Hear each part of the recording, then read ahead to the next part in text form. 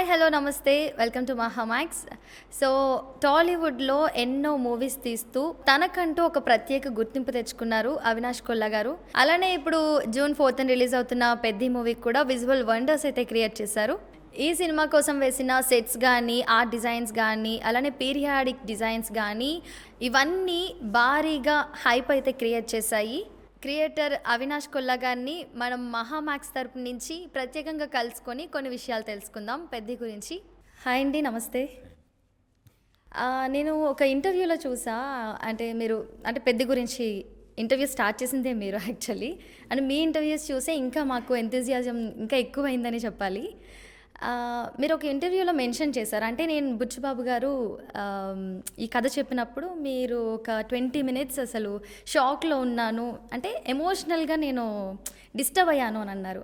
మీకు ఏ విధంగా అది ఎలా అనిపించింది? అండి, జనరల్గా యాజ్ ఎ టెక్నీషియన్ వర్డ్స్లో స్టోరీ నరేషన్ విన్నప్పుడు మనకేం విజువల్స్ చూపించి నరేషన్ జరగదు. సో ఒక పర్సన్ కథ చెప్పినట్టుగానే చెప్తారు. సో అది ఆల్మోస్ట్ 3.5 hours నరేషన్ అయింది నాకు, బుచ్చి గారికి. ఆ రోజు నరేషన్ అయిన తర్వాత ప్రతిసారి ఆ డైరెక్టర్ కానీ ప్రొడక్షన్ డిజైనర్ కానీ కథ విన్నప్పుడు ఏంటంటే మాకంటూ ఒక విజువల్స్ పడుతుంటాయి. ఓకే, ఇది ఇలా చూస్తున్నారా, ఓకే ఈ విధంగా చేస్తే బాగుంటుంది అని ఒక ప్రీ హెడ్సప్ ఫీలింగ్లో విజువల్ చేసుకుంటూ వింటాం. కానీ యాజ్ ఎ టెక్నీషియన్గా కథ అనేది మనకు తెలుసు. సో కథని కథలాగానే వింటాం, దానికి ఏం ఎగ్జైట్ అయిపోయి రియాక్ట్ అయిపోయి విజువల్గా ఆడియన్స్ రియాక్షన్ అంతా అప్పుడు ఉండదు. కానీ కథ నరేషన్లోనే కథ అంతా వినేసరికి ఆ కథలో ఉన్న ఒక ఎమోషన్ భారము మనం క్యారీ చేస్తున్నాం అనే ఒక ఫీలింగ్ వచ్చింది. సో కథ అయిపోయింది అనేసరికి మనం జనరల్గా ఓకే బాగుంది బాగాలేదు అని చెప్తాం. కానీ ఒక 15-20 minutes అసలు ఏం ఆడకుండా సైలెంట్గా నాకు కొంచెం స్పేస్ కావాలి అనే దాంట్లో అసలు ఏం కథ విన్నాం మళ్ళీ అని మనం ఒక నెంబర్ వేసుకోవడం కానీ ఏదైనా కానీ అలాంటి ఒక ఇన్సిడెంట్ జరిగిందనమాట నరేషన్ అప్పుడు. అలానే ఈ మూవీలో విజయనగరం ఆ అట్మాస్ఫియర్ మీరు క్రియేట్ చేశారని చెప్తున్నారు. అరౌండ్ ఒక 24 sets నియర్లీ అంటున్నారు. సో మీకు దానిలో ఆ 24 setsలో ఎక్కువ ఏది కష్టంగా అనిపించింది? అండి, కష్టం అనేది డిఫరెంట్ ఫ్యాక్టర్స్లో జరిగినవి. It's not about design challenge. Like design always ఛాలెంజ్గానే ఉంటుంది. ఏ సినిమాకైనా డిజైన్ ఛాలెంజ్గానే తీసుకుంటాం. ఈసారి కొత్తగా ఏం చూపిస్తామని, ఎందుకంటే చేసిన సెటపే చేయము. ప్రతి సినిమాకి రీవర్క్ చేస్తాం, దాని బ్యాక్గ్రౌండ్ బేస్డ్ మీద థింగ్స్ వర్కౌట్ చేస్తాం. So process of work will always be there. దాని వెనక ఒక 14 months of pre production hard work ఉంది, అండర్స్టాండింగ్ ఆఫ్ థింగ్స్ ఉన్నాయి, ఇవన్నీ జరిగినాయి. Challenges how better you will create. ఇప్పుడు మనం దీన్ని ఎలా క్రియేట్ చేయగలుగుతున్నాం, ఈ స్టోరీకి ఆ ఎమోషన్ జర్నీకి కానీ ఏదైనా కానీ ఒక టెరెన్ ఏదో విజయనగరం అని చెప్తున్నామో ఆ బ్యాక్గ్రౌండ్కి ఆడియన్స్కి ఈజీగా కనెక్ట్ అయ్యే విధంగా మన విజువల్స్ ఉండాలనేది మెయిన్ ఫ్యాక్టర్. సో అప్పుడే ఆ కథ జర్నీలో కానీ లేదా ఆ స్టోరీ టెల్లింగ్లో కానీ ఆడియన్స్ కనెక్ట్ అయ్యి ఆ ప్రాసెస్ని ఫాలో అవడానికి ఒక అడ్వాంటేజ్ ఉంటుంది. సో జనరల్ నరేషన్కి విజువల్ నరేషన్కి ఆ డిఫరెన్స్ అది. సో సినిమా మన తెర మీద చూసేదంటే it's a mixture of both. Visual narration story telling ఉంటుంది, దానికి వాయిస్ ఉండదు. స్టోరీ నరేషన్ ఒకటి జరుగుతుంటుంది, దానికి వాయిస్ ఉంటుంది. So yeah. ఓకే, మీకు ఎక్కువ కష్టం అనిపించింది ఇది కొంచెం చాలా కష్టం అంటే అట్లా పర్టికులర్గా డిఫైన్ చేయాలి అంటే ఎక్కడో దగ్గర జడ్జిమెంట్ వైజ్ ఒక టెన్షన్ పడింది. ఏంటంటే మిగతా అన్నిటికంటే కూడా కొండ కింద ఊరు అనేది ఒక సెట్ వేసాం. సో అది మనకు ఆల్మోస్ట్ హిల్ స్టేషన్ ఫీల్ అనుకో, హైదరాబాద్లోనే వేయడం జరిగింది. అది ఆ టైంలో హైదరాబాద్లో వేయటం ఎంతవరకు కరెక్ట్ అనేది ఒక డౌట్ ఉండింది. But situations were like that, we had no other choice. ఖచ్చితంగా ఇక్కడ వేయాల్సిందే సెట్ అని.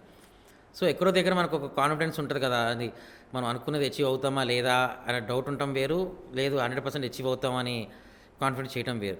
సో అది హైదరాబాద్ అన్నప్పుడు we're having little negative space, like పాసిబుల్లా కాదా, ఒక కొండ కింద ఊరు లాంటిది ఒక హిల్ స్టేషన్ మనం హైదరాబాద్లో క్రియేట్ చేయగలుగుతామా? యాక్చువల్గా మేము అది విన్నప్పటి నుంచే షాక్లో ఉన్నాం. హైదరాబాద్లో అలాంటి సెట్ అయ్యడం అండ్ అది బాగా వచ్చిందండి. అసలు అనుకున్న దానికంటే ఎప్పుడైనా when the satisfaction comes is ఇప్పుడు డైరెక్టర్ ఏం చెప్పారు మనం ఏం చేసాము అనేది ఇన్ బిట్వీన్ ఆఫ్ టెక్నీషియన్స్ ఉంటుంది. కానీ సెట్కి అసలు కథ ఏంటి, దాని ముందు ఏం జరిగింది అని ఏమి ఆస్పెక్ట్స్ తెలియకుండా ఆర్టిస్ట్ వస్తారు, మిగతా అదర్ టెక్నీషియన్స్ అవ్వచ్చు, అదర్ టీమ్ ఆఫ్ పీపుల్ అవ్వచ్చు, వాళ్ళందరూ సడన్గా సెట్లోకి వచ్చి అసలు ఇది భలే ఉంది, అసలు సేమ్ ఆ కొండ కింద ఫీల్ లాగా ఉంది, చాలా న్యాచురల్గా వచ్చింది అని చెప్పినప్పుడు ఏంటి, ఓకే కెమెరా కంటే ముందే naked I is different like yeah. So naked I satisfaction is very much important. So cheating చాలా చేస్తామండి, సినిమా అనగా చీటింగ్ చాలా ఉంటుంది. కెమెరాలో కనపడే వరకే జనరల్గా సెటప్ జరుగుతుంది, అటు ఇటు కూడా చేయము. కానీ ఒక నేకెడ్ ఐతో చూడడం వేరు, కెమెరాతో చూడడం వేరు. సో నేకెడ్ ఐ సాటిస్ఫాక్షన్ వచ్చేసిందంటే కెమెరాలో డెఫినెట్లీ ఇంకా బెటర్గా అనిపిస్తుంది. సో ఆ ఛాలెంజ్ ఫ్రూట్ఫుల్గా జరిగిందనేది హ్యాపీనెస్. లైక్ ఎక్కడో సరిగ్గా చేయలేకపోయామని డిస్సాటిస్ఫాక్షన్ కంటే కూడా అక్కడికి వచ్చిన ప్రతి ఒక్కళ్ళు షాక్ అయ్యారు అని అంటే I think yeah we achieved it. అలాగే రత్నవేలు గారు సినిమాటోగ్రఫీ అంటే అతనితో మీకు ఎలా సింక్ ఉంది? అంటే ఇందాక మీరు చెప్పారు టెక్స్చర్ కానీ అంటే తనకి తగ్గట్టుగా కలర్ కానీ ఇట్లా అవన్నీ ఎట్లా సింక్ అవుతుంది? అండ్ బేసికల్గా ప్రతిసారి ఏమవుతుందంటే వెరీ జనరిక్గా చెప్తున్నాను, ఏ టెక్నీషియన్ తన పని తను చేసుకుంటే అసలు ఎవరు ఏ టెక్నీషియన్కి ప్రాబ్లం ఉండదు. Most of the time it's always about misunderstandings అవ్వచ్చు, లేకపోతే నేను ఒక విజన్ చూస్తున్నాను వాళ్ళు ఒక విజన్ చూస్తున్నారు అవ్వచ్చు, ఇద్దరం ఒక సేమ్ పేజ్ అవ్వకపోవడం అవ్వచ్చు. These are the things which will conflict. So when ఒక ప్రొడక్షన్ డిజైనర్ సినిమాటోగ్రఫర్ అనేది almost like wife and husband. So ఇద్దరు ఒక అండర్స్టాండింగ్లో ఉంటేనే సినిమా అవుట్పుట్ చాలా వండర్ఫుల్గా ఉంటుంది. అంటే నేనే ఊహిస్తున్నాను ఆయన ఏం చూస్తున్నారు అనేది సేమ్ ఉండాలి. So luckily I think we are on the same page. ఈ సినిమాకి all technicians were on the same page. ఈ మూవీ సెట్స్ వేసిన తర్వాత అంటే మీరు అక్కడ కంపల్సరీగా మీరు ఉండాలా, లేదంటే బ్యాక్ టీమ్ అంతా వర్కింగ్ ఉంటుందా? ఒకసారి జనరల్గా ఏ సెట్ అయినా సరే వీళ్ళు హ్యాండ్ ఓవర్, ఒకసారి అండర్స్టాండింగ్కి వచ్చిన తర్వాత హ్యాండ్ ఓవర్ చేసినాక ఒకసారి షూట్ జరిగిన తర్వాత then it's like routine process, like routine things జరుగుతాయి. కొన్నిసారి special moments special design care తీసుకోవాల్సింది ఉంటుంది. అదే లొకేషన్లో నైట్ ఎఫెక్ట్ అయితే వేరే ఏదో చేద్దాం అనుకుంటాం. సో అట్లా ప్రతి చేంజ్ ఓవర్ ఉన్న దగ్గర డెఫినెట్లీ విల్ మేక్ ష్యూర్ నేను అక్కడ ఉండి అంతా సెట్ చేసుకునే లాగే ప్లాన్ చేసుకుంటాం. ఓకే, ఇన్ని మూవీస్ చేశారు కదా, అంటే చాలా మూవీస్ అంటే ఎక్కువ నేను విన్నది నాని మూవీస్ ఎక్కువ ఉన్నాయి. అంటే మీకు అంటే నాని అంటే ఇష్టమా, లేదంటే మీరు ఓన్లీ స్టోరీ వినే అట్లా మీరు తీసుకున్నారా? నాని అంటే ఎవరికి ఇష్టం ఉండదండి. సో మెయిన్లీ ఏంటంటే నాకు in my journey somewhere co journey was always with Nani గారు. నా first film as a art director నేను చేసింది నాని గారితోనే. సో ఎక్కడో దగ్గర అసలు నాకు సినిమా అనేది ఎక్స్పీరియన్స్ కానీ ఎక్స్పోజర్ కానీ ఎక్కువ వచ్చింది ఆ సినిమాకే. సో ఎక్కడో దగ్గర అండర్స్టాండింగ్ అవ్వచ్చు, ఎందుకంటే ఏ సినిమాకైనా హీరో సైడ్ నుంచి వచ్చేది ఏమి ఉండదండి. అన్లెస్ అండ్ అంటిల్ కొన్ని ఫిలిమ్స్ ఉంటాయి మేబీ పీరియడ్ సినిమాలు నేను ఎక్కువ చేయడం వలన ఇప్పుడు అట్లా పర్టికులర్ పీరియడ్ సినిమాలు అయితే అవినాష్ బెటర్గా చేస్తాడు అనే ఒక అండర్స్టాండింగ్లో ఏమన్నా ఆపర్చునిటీస్ వస్తాయి. కానీ బట్ నాకు నానిగారిది లక్ ఏంటంటే ఆయన గ్రోత్ ఆఫ్ జర్నీ ఏదైతే ఉందో దాంట్లో ప్రతి హైలైట్ సినిమాలు నాకే వచ్చాయి, నేనే వర్క్ చేయడం జరిగింది. జెర్సీ, దెన్ టాక్టిక్ దిస్ కాదు Jersey, and then what I did was Shyam Singh Roy, then Dasara, then Hi Nanna తర్వాత ఇప్పుడు ప్యారడైజ్. సో నాన్నగారి మా కెరియర్లో ఏవైతే మైల్ స్టోన్స్ ఉంటాయో అవన్నీ మోస్ట్లీ లక్కీగా with grace I think I got the opportunity. Okay, dragon మూవీలో కూడా మీరే ప్రొడక్షన్ డిజైనర్ అని కాదండి. సో ఏమైనా ఛాన్స్ ఉందా? ఇంకా ఏమీ క్లారిటీ లేదు దాని గురించి. బుచ్చిబాబు గారుని జగపతి బాబు గారు చెప్తున్నారు అంటే చరణ్ది నటన అయితే చాలా సూపర్గా ఉంది. అండ్ ఇంకొక ఈవెంట్లో కూడా రీసెంట్గా బెంగళూరు ఈవెంట్లో కూడా అంటే దీనికి ఎవరు చరణ్కి నేషనల్ అవార్డు వస్తుంది ఆ నటనకి అని చెప్పేసి అంటున్నారు. అంటే మీరేం చెప్తారు అతని గురించి? అండి, చరణ్ గారి గురించి కమెంట్ చేసే అంత ఎక్స్పీరియన్స్ కాదు నాది, అండ్ ఆయన గురించి మాట్లాడేంత అర్హత లేదు. కానీ being a part of the project నేను చూసింది ఏంటంటే ఒక లిమిట్ ఉంటుంది, ఒక హీరో పుష్ చేసే లిమిట్ ఉంటుంది. నేను ఇద్దరి దగ్గర చూసాను, నాని గారి దగ్గర కానీ చరణ్ గారి దగ్గర. They go to utmost extent to get in to the character. And పెద్దిలో there are number of transformations. It's not like cinema start నుంచి ఆయన ఒకే రకంగా కనపడరు. డిఫరెంట్ క్యారెక్టర్స్ ఉన్నాయి, డిఫరెంట్ టైమ్ లైన్స్లో జరిగేటువంటి ప్రాసెస్. అది ఒక 15 years of a persons journey. So ఆ ట్రాన్స్ఫర్మేషన్ జర్నీ ఉంది, అవేమీ ఓవర్ నైట్ జరగదు. మన సినిమా తీసింది ఎంత in a span of like 1.5 year. But ఓవరాల్గా చూస్తే 1.5 yearలో ఒక మనిషి ఎన్ని మార్పులు చెందుతాడు, and how much vigorous training. ఇప్పుడు కుస్తీకి ఉండే పట్టులు అవ్వచ్చు, ఏదైనా అవ్వచ్చు, అది ఇట్స్ లైక్ సబ్జెక్టివ్. అదేమీ ఇప్పుడు హార్స్ రైడింగ్ అనుకోండి, చరణ్ గారు ఈజీగా చేసేయగలుగుతారు. కుస్తీ అంటే ఇప్పుడు దానికి ఒక ట్రైనింగ్ అయినా గోత్రు అయ్యారు, విగరస్ ట్రైనింగ్, ఆల్మోస్ట్ ఒక 6 months ట్రైనింగ్ జరుగుతూనే ఉంది. దాని తర్వాత కేమ్ టు షూట్. సడన్గా షూట్కి వచ్చేసరికి ఆయన ట్రాన్స్ఫర్మేషన్ మాకే సర్ప్రైజ్. ఇప్పుడు ఆడియన్స్గా మీరు సినిమాలో మనం చూసేది ఎలా ఉంటుందో మాకు కూడా అసలు ఇన్ని రోజులు లోపల ఇంత బాడీ ఎలా మెయింటైన్ చేశారు ఆయన, లేకపోతే ఓవర్ నైట్ ఆ 3 వీక్స్ 4 వీక్స్ గ్యాప్లో ఎలా ట్రాన్స్ఫార్మ్ అయ్యారు అనేది very surprising. And acting wise I think compare చేయకూడదని కాదు కానండి, I think whatever mark Charan garu had రంగస్థలంలో పర్ఫార్మెన్స్ వైజ్, ఐ థింక్ అవన్నీ మర్చిపోతారు. People remember the next stage of history that will be Peddi. Then pre production work కూడా ఒక 1 year పట్టింది అని 14 months దాకా చేసాం. 14 months అంటే ఎందుకంత టైం? సి సినిమా ఎంత ఫాస్ట్గా తీయచ్చండి when planning is there. So మనం ఇల్లు ఎలా కడతామనేది ప్లాన్ ముందే రెడీ ఉందనుకోండి, రాత్రి కూడా కట్టచ్చు. ఎలా కడతామనేది డిఫరెంట్ థింగ్. సో ఎంత టైం ఉంటే అంత మంచిది. ప్రీ ప్రొడక్షన్లో లెస్ టైంలో చేయడం వలన హ్యాసిల్స్ ఎక్కువ వస్తాయి. సో ఒక 14 months ఆఫ్ అండర్స్టాండింగ్ అంటే షూట్ చేయడం తప్ప ప్రతి లొకేషన్లో ఏ సీన్ చేస్తున్నాం, ఎక్కడ చేస్తున్నాం, ఏ సందులో సీన్ వస్తుంది, ఈ సీన్ ఎక్కడ సెటప్ ఉంటుంది, దీని బ్యాక్గ్రౌండ్ ఏంటి, ఈ సీన్ చేస్తే ఎలాంటి లొకేషన్లో చేసుకోవాలి, లేకపోతే ఈ కన్వర్జేషన్ ఎలాంటి ప్లేస్లో జరిగిద్ది, దానికి ఎమోషన్ ఎలా యాడ్ అవుతుంది, కలర్స్ వైజ్ ఏం చేయొచ్చు, సెట్ ఎలా ఎన్హాన్స్ చేయొచ్చు, అవి క్లియర్ పిక్చర్ డాక్యుమెంటేషన్తో సహా ఉంటుంది, నోటి మాట అని కాదు. సో ప్రతిసారి ఒక presentation like every review meeting ఉంటుంది, there will understand, then director inputs ఆయన సైడ్ నుంచి ఆయనకు కావాల్సిన ఏమైనా ఉంటే విల్ షేర్. అవన్నీ కలగలిసిన తర్వాత డిఓపి ఇన్పుట్స్ వచ్చిన తర్వాత వీటన్నిటిని బట్టి ఒక డిజైన్ ఫిక్స్ అవుతుంది, ఓవరాల్ మూవీ డిజైన్. ఇంకా షెడ్యూల్ వేసుకొని టకటక చేసుకోవడం తప్ప షూటింగ్ టైంలో హ్యాసిల్స్ ఉండవు, అంటే there is no time waste. ఇప్పుడు స్పోర్ట్స్ డ్రామా అంటే స్పోర్ట్స్ మూవీ కదా, దీనికి ఎమోషన్స్ యాడ్ అయితే అది వేరే లెవెల్లో ఉంటుందని అంటారు. సో అంటే దీనిలో ఎలాంటి ఎమోషన్స్ ఉంటాయి? మనకి ఒక కమర్షియల్ ఫిల్మ్కి కావాల్సిన ఫుల్ ప్యాక్డ్ ఎమోషనల్ ఫిల్మ్ అండి ఇది. స్పోర్ట్స్ డ్రామా ఉంది, స్పోర్ట్స్ యాక్షన్ డ్రామా అని కూడా అంటున్నారు, స్పోర్ట్స్ డ్రామా అంటున్నారు, at the same time emotion ఉంది అంటున్నాము, and it's a journey of a person అంటున్నాము. ఆల్వేస్ రిమెంబర్, ఏ సినిమా అయినా if the audience is getting connected in the journey process. ఇప్పుడు లవ్ స్టోరీ ఈజ్ డిఫరెంట్, ఎవరి కాలు ఆ షూస్లో నేను ఉంటే ఏంటి అని ఫీల్ అవుతాడు కాబట్టి ఆ హీరోయిస్టిక్లో things get worked out. So ఒక సింగిల్ పర్సెంట్ ఎజెండాలో ఇప్పుడు లగానైనా తీసుకోండి, ఏదైనా తీసుకోండి, ఒక పర్సన్స్ ఫైట్.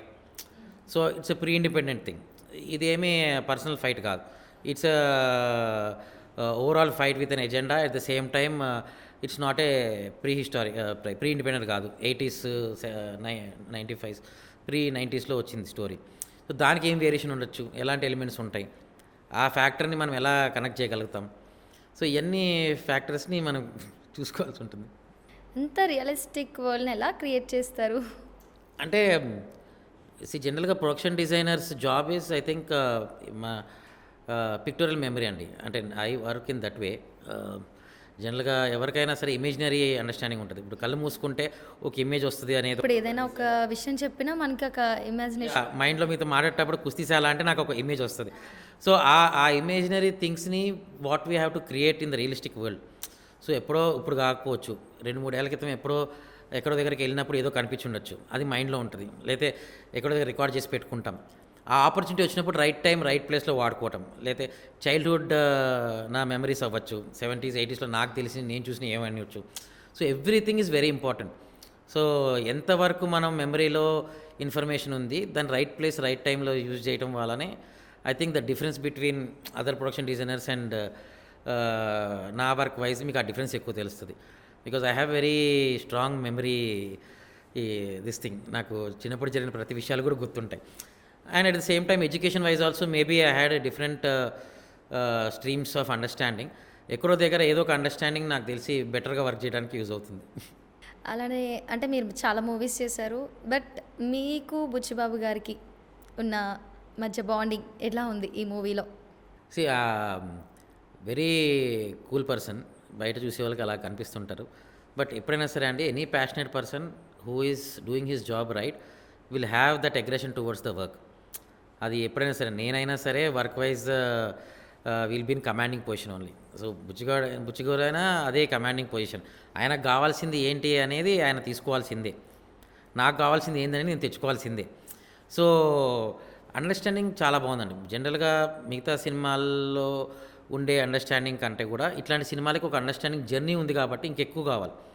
ఆయన ఏం చూస్తున్నారు, ఆయనకు కావాల్సింది ఏంటి అనేది మనం ఎలా ప్రొవైడ్ చేస్తున్నాం, దాంట్లో నిజంగా అది ప్రాక్టికల్లీ పాసిబుల్లా కాదా, అలా చూపిస్తే మనకు వర్కౌట్ అవుద్దా లేదా, ఇవన్నీ ఏంటంటే ఎక్స్ప్లెయిన్ చేసుకుని మాడుకుంటే ఈజీగా బెటర్ అండర్స్టాండింగ్ వస్తుంది. అండ్ ఆయనకి నాకు అసలు సినిమా స్టార్ట్ నుంచి ఎండింగ్ వరకు ఏ రోజు ఒక చిన్న స్మాల్ ఇష్యూ కానీ అండర్స్టాండింగ్ వైజ్ కానీ దేంట్లో లేదు. ఆయన గట్టిగా నన్ను నమ్మినట్టున్నారు. అండ్ ప్రతి సెట్ వైజ్ ప్రతి దాని wise I think every set ఆయన భయంకరంగా హ్యాపీ. ఆ సెట్కి వచ్చిన వాళ్ళందరూ కూడా సుకుమార్ గారు ఎవరు వచ్చినా ఆయనకు చెప్పినా సరే ఎమ్మటే ఫోన్ చేసి ఈ అసలు అదిరిపోయింది గురుగారు సెట్ అది ఇది అని చెప్పి మాట్లాడడం. ఏదన్నా ఓపెన్గా మాట్లాడుకుంటే చాలా పనులు అయిపోతాయండి. థింగ్స్ సో మీరు చేసిన అన్ని మూవీస్లో అన్ని డైరెక్టర్స్ కన్నా మీకు అట్లా లేదండి. బికాస్ నాకున్న అడ్వాంటేజ్ ఏంటంటే most of the directors I work with I been reworking. ఎవరితో కూడా నేనేమీ ఒకసారి పని చేసి రెండోసారి పని చేయకుండా లేను. సో ఎక్కడో దగ్గర మరి వాళ్ళకి ఆ కంఫర్ట్ ఉండి నాకు వాళ్ళతో ఆ కంఫర్ట్ ఉంటేనే చేస్తాం కదా. సో ఐ థింక్ ఎక్కడో దగ్గర నా అండర్స్టాండింగ్ ఏంటంటే because I'm not from this industry background, ఇక్కడ కొన్ని ఈగోస్ అవన్నీ నేను చాలా ఎక్కువ చూశాను. So and my working style and this thing is more of like being from out cider. డైరెక్ట్గా ఒక ఆర్ట్ డైరెక్టర్ అయి నేను ఇండస్ట్రీకి రావడం మూలానో ఐ డోంట్ నో, ఎక్కడో దగ్గర నాకు ఆ బిహేవియర్ క్లాషెస్ లేవు ఎవరితో. నా పనికి నేను చేసుకుంటూ వెళ్ళిపోతాను, లేదా వాళ్ళకి కావాల్సింది వాళ్ళు చేసుకుంటూ వెళ్ళిపోతారు తప్ప I think I never had any issue. చెప్పాలంటే వన్ ఆఫ్ ద బెస్ట్ డైరెక్టర్స్తో వర్క్ చేశాను. శంకర్ గారు కానివ్వండి, మన గౌతమ్ జెర్సీ గౌతమ్ అవ్వచ్చు, ఎనీ వన్, ఇప్పుడు మన ప్యాడై శ్రీకాంత్ అవ్వచ్చు. సో ఇఫ్ యు సీ నా కెరియర్లో నేను చాలా వరకు డైరెక్టర్స్ ఫస్ట్ టైం డైరెక్టర్స్తో కూడా ఎక్కువ వర్క్ చేశాను. And we made a very good visual effect. Even hi నాన్న శౌర్య తీసుకోండి. సో ఏదైనా ఆ కంఫర్ట్ జోన్ అని ఉంటుంది. మేబీ మ్యాక్సిమం మనకి సినిమాలు ఎందుకు మనం నెక్స్ట్ టైం చేయలేకపోతాం కంటిన్యూ అంటే టైం లైన్స్. ఇప్పుడు మనం ఈ సినిమాలో ఆక్యుపై అవ్వడం మూలాన ఇంకో సినిమా న్యాయం చేయలేం. సో అలాంటి టైంలో వదిలేసుకోవాల్సిన తప్ప ఏముండదు. మీ పెద్ద మూవీ టీం గురించి ఏమైనా చెప్పండి. అంటే సి ఏ వర్క్ అయినా అండి, any department take it as a writing team, direction department అవ్వచ్చు, ఎనీ కాస్ట్యూమ్స్ అవ్వచ్చు, ఆర్ట్ అవ్వచ్చు. It might be A one persons vision, one persons understanding, but ultimately A cumulative team work. ఎక్కడైనా సరే నా team లేనిది నేను ఈరోజు ఈ పొజిషన్లో లేను. నా టీం ఈరోజు కూడా నా డే 1 నుంచి ఏ టీం ఉందో అదే టీం మెంబర్స్ నాతో కంటిన్యూ అవుతున్నారు. సో ఎక్కడో దగ్గర మా సింక్ అవ్వచ్చు అండ్ దేర్ గ్రోత్. సో నా గ్రోత్తో పాటు వాళ్ళ గ్రోత్ ఉంటుంది అండ్ అండర్స్టాండింగ్ లెవెల్స్ వాళ్ళకి పెరుగుతాయి. సో టీం లేనిది ఎప్పుడు లేదండి. ఇక ఏ డిపార్ట్మెంట్ తీసుకోండి, cinema is not about one persons name. ఒక విజన్ ఒక పర్సన్ది, ఒక అండర్స్టాండింగ్ ఒక పర్సన్ తప్ప. అవన్నీ జరగాలి అంటే కిందున్న టీమే స్ట్రగల్. మై ఆర్టిస్టెన్స్ టీమ్ డేవిడ్ అని ఉంటారు, మిగతా సినిమాలో మురళి ఉన్నారు, శ్రీనివాస్ ఉన్నారు, ఇట్లా రకరకాల టీమ్స్ డివైడ్ అయి ఉన్నారు డిఫరెంట్ ఫిల్మ్స్లో. అండ్ డెఫినెట్లీ ఎక్కడో దగ్గర ట్రస్ట్ ఫ్యాక్టర్. నేను కళ్ళు మూసుకొని నేను ఎక్స్పెక్ట్ చేసిన విజన్ వాళ్ళు చూస్తున్నారు, వాళ్ళు క్రియేట్ చేస్తున్నారు అంటే డే అండ్ నైట్ 24/7 ఒక్కోసారి 76 అవర్స్ కష్టపడేది కూడా గ్రౌండ్ టీమే. అండ్ వాళ్ళ ఎఫర్ట్ ఏదున్నా ఈరోజు మనం ఆడుకుంటున్నాము అంటే there effort is always there in the back end which is not been named, but my team and I'm proud of it. Okay, ఇప్పుడు మీరు ఒక సెట్ వేసిన తర్వాత ఏమైనా ఇష్యూస్ అట్లాంటివి వస్తే అంటే అప్పటికప్పుడే అంటే అంత టెన్షన్ పెట్టిన ఏమైనా సీన్స్ అట్లాంటివి ఏమైనా ఉన్నాయా? అలా ఎప్పుడు ఉండదండి. జనరల్గా ప్రీ ప్రొడక్షన్ జరిగినప్పుడు ఇవన్నీ మిస్ అవుతాయి, ఇవన్నీ మనకి జరగవు. సో ప్రీ ప్రొడక్షన్లోనే చూసుకుంటారు అన్నీ చెక్ చేసుకోవడం జరుగుతుంది. కొన్నిసార్లు తప్పవు. ఇప్పుడు ఆర్టిస్ట్ డేట్స్ వల్ల ఒక్కోసారి ఏంటి, మనం ఒక 10 రోజులు పడుతున్న set day and night work చేసి 2 days బిఫోర్లో ఇవ్వాల్సి వస్తుంది. డేట్స్ క్లాష్ రావడం బట్టి ప్లాన్ డీవియేషన్. సో ఆబ్వియస్లీ ఒక ప్రెషర్ ఉంటుంది. అండ్ సమ్ టైమ్స్ మన సెట్ అంతా స్టార్ట్ చేసిన తర్వాత వర్షాలు పడవచ్చు, అది ఎటు కాకుండా ముందుకెళ్ళలేకుండా వెనకలేకుండా అవ్వచ్చు. సో ఒక బడ్జెట్ అక్కడ చిన్న ఫెయిల్యూర్ అవ్వచ్చు, సెకండ్ టైం సెటప్ చేసుకోవాల్సి వస్తుంది. కాబట్టి ఇట్లాంటి కండిషన్స్ తప్ప ఐ థింక్ పెద్ద ఫెయిల్యూర్ కండిషన్స్ ఏమి ఉండవు. ఇలాంటి సెట్స్లో ఏమైనా బడ్జెట్ ఇష్యూస్ ఏమైనా వచ్చాయా? వస్తాయి, డెఫినెట్గా వస్తాయండి. ఎప్పుడైనా సరే ప్రీ ప్రొడక్షన్ చేసే అండర్స్టాండింగ్ కూడా, ఎందుకంటే we'll get a clear understanding on how much we're going to spend on sets. Okay, ఇప్పుడు మీకు కొండ కింద ఊరు అని చెప్పాను, అది ఫస్ట్ మేము ప్రీ ప్రొడక్షన్ ప్లాన్ చేసుకున్నప్పుడు వీ నెవర్ డిజైన్ దట్. ఎందుకు అంటే అండర్స్టాండింగ్ వైజ్ డిజైన్ ఉన్నా సెట్ వేద్దామని డిజైన్ ఎప్పుడు వేసుకోలేదు. ఎందుకు అంటే అది లైవ్ లొకేషన్లోనే చేద్దామనేటటువంటి ఒక ఇది ఉంది. సో అది పార్ట్ ఆఫ్ ద బడ్జెట్ ఎప్పుడు లేదు. బట్ సిచ్యువేషన్స్ డిమాండ్ చేసి వర్షాలు పడి అవుట్డోర్ వెళ్ళిన సిచ్యువేషను, డేట్స్ ప్రాబ్లం వచ్చి మనం ఎట్టి పరిస్థితిలో అకామిడేట్ చేయాల్సిన పరిస్థితి. సో ఇక్కడ వేసాం. సో అదేంటి అంటే budget variations will be there, but at the same time it will not affect the output of the film. Definitely we're in the బడ్జెటే, ఓవర్ బోర్డ్ అయి చేసింది ఏం లేదు. క్లాక్ టవర్ కానీ అలాగే షుగర్ ఫ్యాక్టరీ కానీ ఆ సెట్స్ వేయడానికి చాలా డీటెయిల్గా ఉంటుంది కదా. సో దానికోసం మీరు ఏమైనా ఎక్కువ టైం తీసుకున్నారా? అన్ని సెట్స్లో కన్నా ఈ సెట్కి ఏమైనా ఎక్కువ టైం పట్టిందా? ఆల్మోస్ట్ మనము when we plan in pre production అండి, I think the streets, Vijayanagaram street set ఏదైతే ఉందో it was almost like 16 lanes, almost uh, ఒక ఒక 6 మెయిన్ రోడ్స్, ఇలాంటి జంక్షన్ లాగా అనుకున్నాం. బట్ అల్టిమేట్లీ ఒకసారి మనకి నెంబర్ ఆఫ్ సీన్స్ అవన్నీ డివైడ్ చేసుకున్న తర్వాత మనకి ఎంత కావాలనే సెట్లే వేసుకోవడం జరిగింది. సో అక్కడ మనం ఫస్ట్ ఇంత అనుకున్నాం, మనకు కావాల్సింది ఇంతే అని వేసుకున్నాం. సో అండర్స్టాండింగ్స్ కూడా అప్పుడు వస్తాయి. ఫస్ట్ ప్రీ ప్రొడక్షన్లో వీల్ నెవర్ వర్క్ ఇన్ మనకి రెండే కావాలి, రెండే పని చేద్దాం చేయం. We'll work for the whole film, మొత్తం ఫిలిం పని చేస్తాం. హోల్ ఫిలిం వర్క్ చేసినాక then we will divide, okay where the scale is going, మనకి ఏది ఇంపార్టెంట్ సీన్. ఇప్పుడు విజయనగరం స్ట్రీట్ ఉందండి, అది ఆల్మోస్ట్ 1 ఇయర్ హోల్డ్ చేసాం, వేసి పెట్టుకున్నాము. ఎనీ వెదర్ కండిషన్కి ఎలా ఉన్నా సరే మనం యూజ్ చేసుకునేలాగా పెట్టుకున్నాం. టైం టు టైం సీన్లు బట్టి ఎప్పుడు కావాలంటే అప్పుడు సెటప్ చేసుకోవడం జరిగింది. కుస్తీశాల కూడా ఆల్మోస్ట్ ఐ థింక్ 6 months దాకా వేసి వాడుకోవడం జరిగింది. అంటే అన్ని సెట్లు వేసుకున్నాం, ఈ సెట్లో ఒక సీన్ ఉంటే ఈ సెట్ ఒక సీన్, అలా we used our own sets. So maximum అన్నీ హైదరాబాదును వన్ ఫిలిం స్టూడియోస్ అని ఖానాపూర్ దగ్గర ఉండింది, మ్యాక్సిమం ఈ సెట్లోనే వేయడం జరిగింది. జాన్వీ కపూర్ గురించి? జాన్వీ కపూర్ గురించి వెరీ ఇంట్రెస్టింగ్ క్యారెక్టర్, కొంచెం బోల్డ్. అంటే ఇలాంటి క్యారెక్టర్ చేయడం ఆమె ఫస్ట్ టైం, అంటే ఈ విజయనగరం అట్మాస్ఫియర్, అంటే ఒక ఊరు బ్యాక్గ్రౌండ్లో చేయడం ఫస్ట్ టైం. అండ్ అప్పట్లో పీరియడ్ ఫిల్మ్ కూడా కాబట్టి ఒక అమ్మాయి అంత బోల్డ్గా ఉండటం కూడా వెరీ రేర్. ఇవాళ రేపు I think we can see such people, bold characters. కానీ అలా ఒక ఫాదర్ కోసం తన పొలిటికల్ దానికోసం తను ప్రమోషన్స్లో దిగి ఇండియన్ అరౌండ్ ఊర్లో జనాలతో డీల్ చేసేంత ఇది ఉంది అన్నప్పుడు ఒక interesting character. So it's like part of this journey.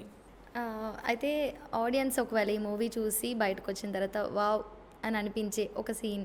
ఈ సినిమాలో ఆడియన్స్ బయటకు వచ్చి వావ్ అనే సిచ్యువేషన్ కంటే కూడా ఎవరు ఏ మాట మాడకుండా సేమ్ నేను షాక్ అయినట్టు ఒక 10-15 నిమిషాలు సీట్లో నుంచి లెక్కకపోవచ్చు, లేదా కంట్లో నీళ్ళు పెట్టుకుని బయటకు వచ్చేసి తప్ప వావ్ అనే డైలాగ్ అనడానికి కూడా వాళ్ళకి మనసు రాకపోవచ్చు. సో ఢిల్లీ ఎపిసోడ్ మొత్తం మీరు అవుట్డోర్లోనే చేశారా, లేదంటే సెట్స్ మీద కూడా ఏమైనా చేశారా? ఢిల్లీ వరకు we did in live locations అండి. అంటే ఎక్స్టీరియర్ పార్ట్, ఇంటీరియర్ సెట్స్ వేసుకున్నాం కానీ ఎక్స్టీరియర్ పార్ట్ అంతా కూడా మనం లైవ్ ఢిల్లీలో చేయడం జరిగింది. అండ్ అక్కడ మనకి ఆ టైంలోనికి మంచు గించు ఎక్కువ ఉంటుంది కాబట్టి if you see Delhi episode content ఏదున్నా కూడా ఫస్ట్ ఆఫ్ ఆల్ రీల్లో షూట్ చేయడం జరిగింది, ఆ గ్రెయిన్స్ రియలిస్టిక్ టెక్స్చర్స్ రావడం కోసం. ఎట్ ద సేమ్ టైం ఇవన్నీ ఆ మూవీ డిజైన్లో పార్టే. సినిమా స్టార్టింగ్ మనం ఒక మూవీ డిజైన్ అనుకుంటాం కదా, దాంట్లో ఓకే ఈ పార్ట్ మనము రీలో చేసుకోవాలి అనేది ఒక అండర్స్టాండింగ్ ఉండింది. సో మీరు ఆ ఎపిసోడ్ని చూస్తే ఏదున్నా మొత్తం స్నో, ఎందుకంత మంచు పడినట్టు ఆ క్లౌడ్ ఫీల్ లాగే స్ట్రీట్స్ అని కనపడడం అలాంటివన్నీ ఉంటాయి కదా. సో డిఫరెంట్ స్పోర్ట్స్ కనిపిస్తున్నాయి, ఒక్కొక్కటికి ఒక్కొక్క ప్రత్యేక ప్రపంచం కావాలి చెప్పాలంటే. సో ఆ సెట్స్ని ఎలా డిజైన్ చేశారు మీరు? ఫస్ట్ నుంచి మనకి అండర్స్టాండింగ్లో ఉన్నదే అండి, ఏది నెంబర్ ఆఫ్ స్పోర్ట్స్ సెట్స్ వేయాల్సి వస్తుందని. Different levels like national games ఉండొచ్చు, లోకల్ గేమ్స్ ఉండొచ్చు. సో ఆ ప్రతి వేరియేషన్ ఎలా చూపిద్దాం అనేది మనం గ్రౌండ్స్ వైజ్ డిజైన్ చేసుకున్నాం. కుస్తీ గ్రౌండ్స్ వెరీ స్పెషల్గా చెప్పాల్సిందంటే వెరీ ఇంట్రెస్టింగ్ సెటప్స్ ఉంటాయి కుస్తీలో. విజువల్గా టెక్స్చర్స్ కానీ ఆ లైటింగ్ స్కీమా కానీ మనం ఏవైతే వాడామో న్యాచురల్ ఎలిమెంట్స్తోనే you will get that feel, మనకి ఆంధ్ర అనే ఫీల్ వచ్చేలాగా ఆ కుస్తీ సెటప్లు అవన్నీ ఉంటాయి. గ్రౌండ్ కూడా అంతే, మనకు ఊళ్ళు పొరిమేరలో ఉండే గ్రౌండ్ లాంటిది అనమాట. మీరు హీరో ఆడే గ్రౌండ్ చూస్తే చుట్టూ పొలాల మధ్యలో ఉండే గ్రౌండ్ టైపు. సో అది కూడా మనం సెట్టే వేసాం. బట్ మీకు తెలుస్తుంది విజువల్గా ఎలా ఉంటుంది అనేది తెలుస్తుంది. ఆ క్రికెట్ కానీ కుస్తీ పోటీలో దాన్ని కానీ అదంతా ఎట్లా? అండి అంటే క్యారెక్టర్ డిజైన్ అని ఒకటి చేస్తాం ప్రతి సినిమాకి. మూవీ డిజైన్ అయినాక క్యారెక్టర్ డిజైన్ ఉంటుంది. క్యారెక్టర్ డిజైన్లో అంటే హీరో వాడే ఎలిమెంట్స్ అవ్వచ్చు, లేకపోతే అతను లుక్ అండ్ ఇది డిసైడ్ అయిన తర్వాత what kind of textures or what kind of patterns ఉండే క్లాత్స్ వాడతాము. బ్యాక్గ్రౌండ్ కలర్స్ ఇవి వేసాము అన్నాక ఫోర్గ్రౌండ్లో ఉండేవేంటి ప్రాప్స్ ఏదైనా ఉంటే అది second layer. Third layer will be artist. So మీకు ఒక ఫ్రేమ్లో కనపడేది 3 లేయర్లు. ఈ 3 లేయర్లోనే లైటింగ్స్ ఉంటాయి, షాడోస్ ఉంటాయి, ఇవన్నీ టెక్స్చర్స్ అన్నీ వస్తాయి. సో వెనకున్న వాళ్ళకి కంపెన్సేట్ చేస్తే తప్ప మీకు overall mood of the film with ఆర్టిస్టులకు ఉండే కాస్ట్యూమ్ వల్ల వస్తుంది. సో అది ఏ కలర్స్ వాడతాము ఏంటి అనేది ఒక అండర్స్టాండింగ్ ముందే వస్తుంది. సో పీరియడ్ సినిమా అవడం వలన 80s టైంలో మనకి patterns, heavy patterns famous. So మీరు హీరో గారి కాస్ట్యూమ్ చూసినా లేకపోతే అంబియన్స్ ఉండే కాస్ట్యూమ్ చూసినా ఆ టైంలో ఉండే ఎవరు లైట్ కలర్స్ ఇష్టపడరు. పేలిపోయిన కలర్స్, పాడైపోయిన కలర్స్ అని అంటారు. సో బ్రైట్ కలర్సే ఇష్టపడతారు. సో సినిమాలో మీరు ఏ కాస్ట్యూమ్ చూసినా ఒక బ్రైట్‌నెస్ ఉంటది. సో దానికి కంపెన్సేటింగ్ బ్యాక్‌గ్రౌండ్ కలర్స్ ఏముంటాయి, ప్రాపర్టీ ఏముంటాయి.